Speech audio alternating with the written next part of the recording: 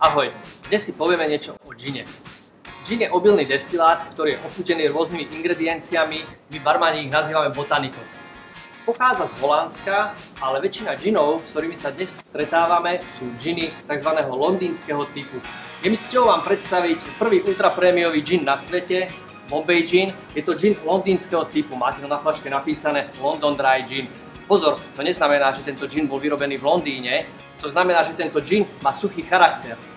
Preto priaznivci suchého nápoja si môžu uprednostniť práve tento. Jeho výnimočnosť spočíva aj v parnej infúzii. Väčšina džinov sa robí spôsobom, že botanicals alebo tie ingrediencie macerujeme v liehu a potom opakovane destilujeme.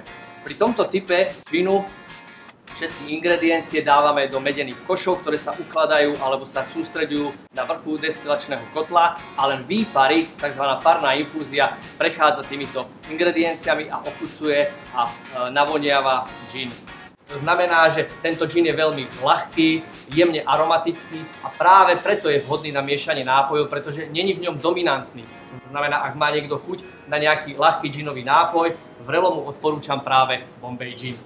Keby ste si vy doma chceli vyskúšať nejaký koktail, môžete skúsiť aj jednoduchý gin tonic.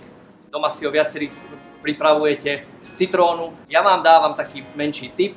Pripravujte si gin tonic a miesto citrónu použite uhorku alebo šťavu z uhorky. Ten gin tonic bude sviežejší, tým pádom aj lahodnejší. Takže na zdravie.